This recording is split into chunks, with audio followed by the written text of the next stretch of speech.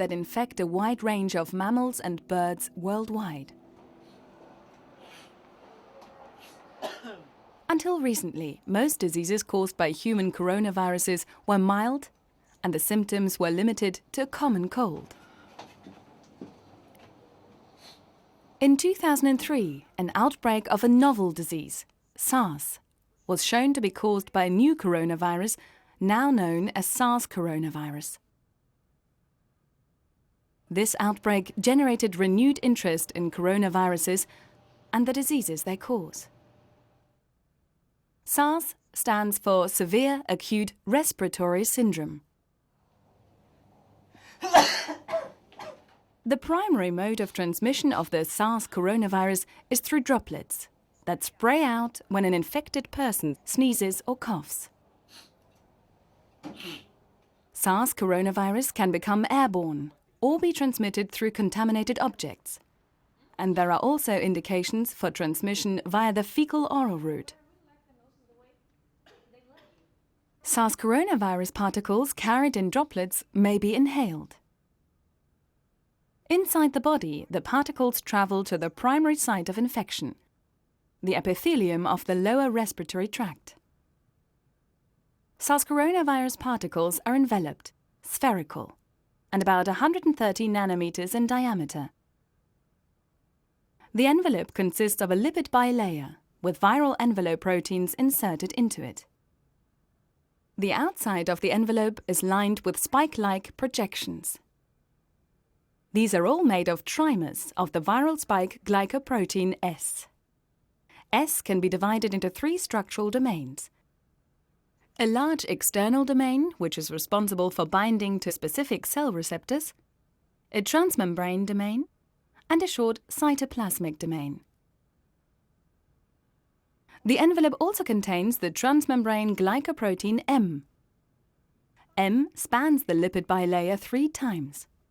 Only a short domain of M is exposed on the exterior of the viral envelope. The rest is located in and under the lipid bilayer. Finally, another viral protein, E, is present in the envelope, in much smaller amounts than the S and M proteins. It's a short transmembrane molecule that is largely embedded in the lipid bilayer and is thought to be able to form an ion channel. Inside the virion is a single-stranded positive-sense genomic RNA. The RNA genome interacts with the nucleocapsid phosphoprotein N to form a long, flexible, helical nucleocapsid. The first step in the viral life cycle is the binding of the virion to the plasma membrane of the target cells, and most specifically to the cell's receptors. The S protein of SARS coronavirus binds to angiotensin-converting enzyme 2.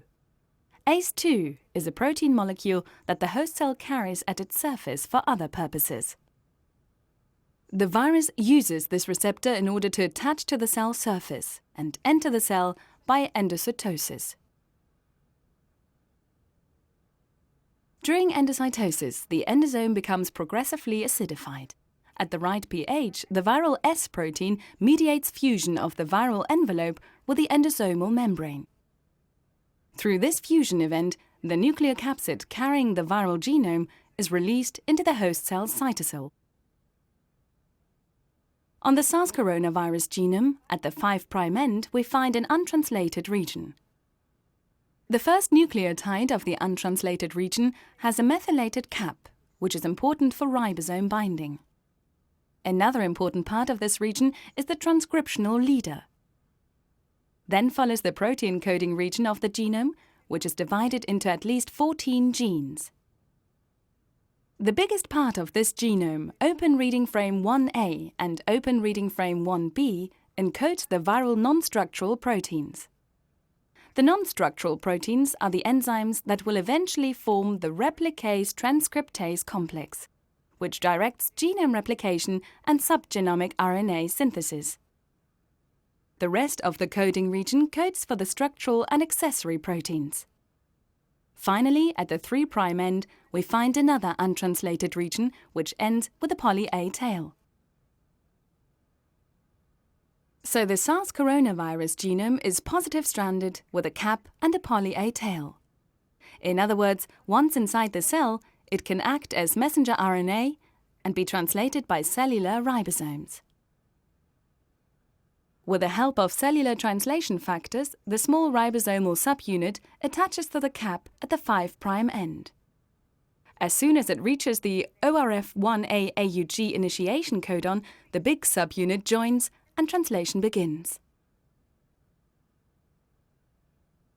First, only ORF1a and ORF1b are translated, but not in equal amounts. Because ORF1a and ORF1b do not constitute a single reading frame. A reading frame is a sequence of codons consisting of nucleotide triplets. The ribosome translates the codons into the amino acid sequence of the encoded protein. ORF1a begins with a translational start codon at its 5' end and continues up to a stop codon where ribosomes actually fall off the messenger RNA template. ORF1b is positioned in the -1 frame compared to ORF1a, but it doesn't have a start codon. So in order for ORF1b to become accessible for translation, ribosomes translating ORF1a need to make a so-called frame shift. The frame shift occurs in the overlap region of ORF1a and ORF1b. There, the RNA is folded into a rather complicated tertiary structure, a so-called pseudoknot. The pseudoknot contains the ORF1a translation termination codon. And just upstream of this RNA structure, we find a sequence of nucleotides known as slippery sequence. Although slowed down due to the presence of the pseudoknot, 70 to 80% of the ribosomes will reach this junction and translate the slippery sequence undisturbed. They will continue, find the stop codon, dissociate, and translation is terminated. Hence, these ribosomes will translate only ORF1a. But the remaining ribosomes, as they are forced to pause at the slippery sequence, will slip back one nucleotide and continue to decode ORF1b. This is called ribosomal frame shifting. Let's see exactly what happens at the nucleotide level. Two tRNAs carrying amino acids L and N are base paired to the messenger RNA at the last two codons of ORF1a.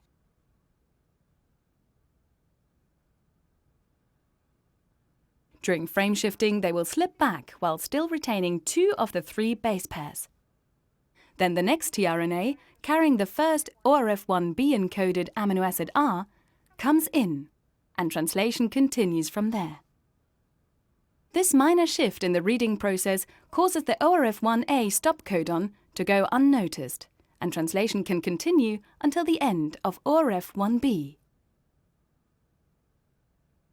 The ribosomal frame shift mechanism regulates the ratio between ORF1a and ORF1b encoded products.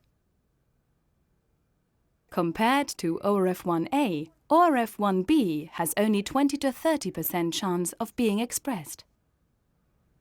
These translation products of the replicase gene are called polyprotein 1a and polyprotein 1ab. Two protease domains are integrated in this protein chain, and their role is to release the individual viral enzymes from the polyprotein.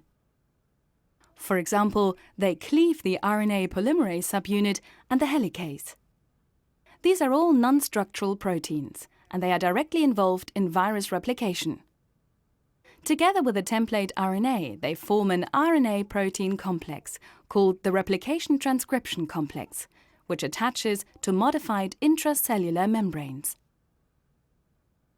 Double membrane vesicles like these ones are the result of extensive changes in intracellular membranes induced by coronaviruses. They are thought to serve as a scaffold for viral RNA synthesis and to generally help in the organization of the viral life cycle. Such membrane modifications are a characteristic of all positive-strand RNA viruses replicating in eukaryotic cells.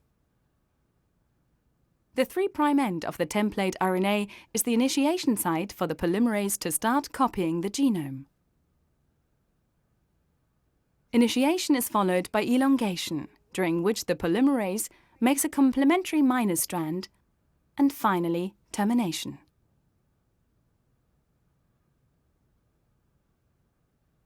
After the full-length minor strand is produced, it can be copied by polymerases to produce more positive strands. Some of these will serve as templates for translation or more minor strand RNA synthesis, and some will eventually become encapsulated in new virions. But before a new virion can be assembled, the structural proteins must be produced. The template RNA is not only copied into full-length minor strands, but is also used to make subgenomic minor strand RNAs. First, the body of the subgenomic RNA is copied from the 3' end of the template.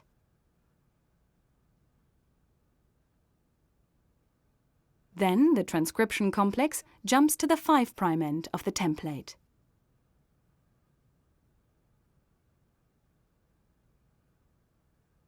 There, RNA synthesis is resumed to add the complement of the leader sequence. But how does that happen? There are short conserved sequences between the open reading frames in the 3' proximal region of the genome RNA. These regions are 6 nucleotides long. They are identical to each other and identical to a sequence at the 3' end of the leader.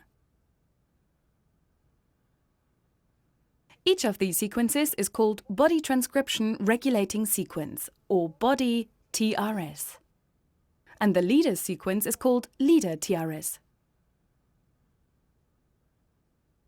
Each time the body of a subgenomic minor strand RNA is made, the body TRS is the last sequence to be copied.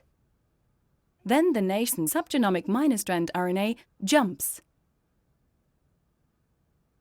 and the complement of the body TRS base pairs with the leader TRS.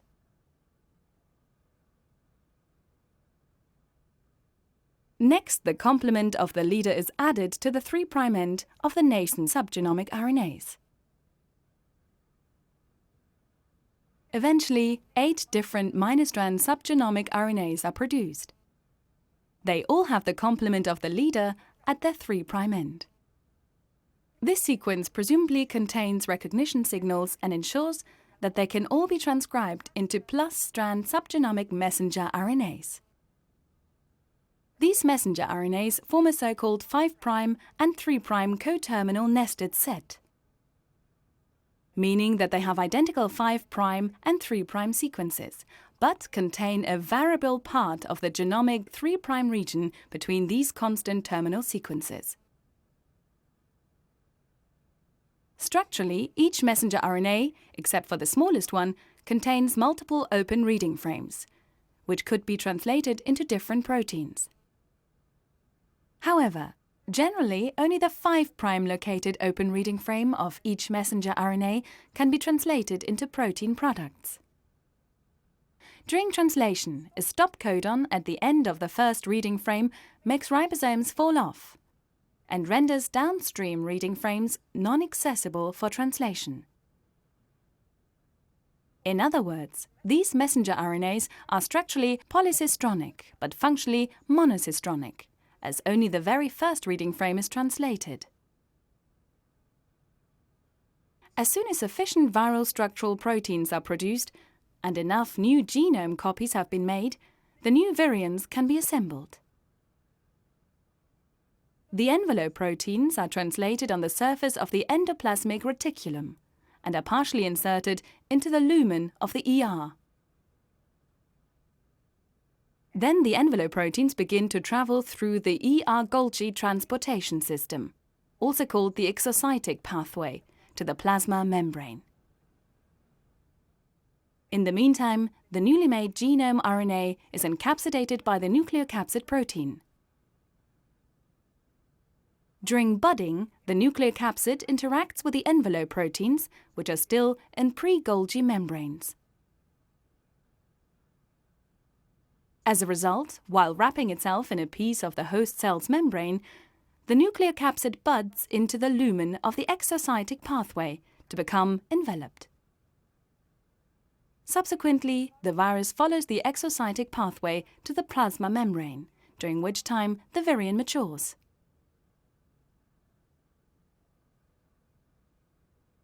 Finally, fusion of the transport vesicles with the plasma membrane releases the new virus particles. They are now ready to infect more cells.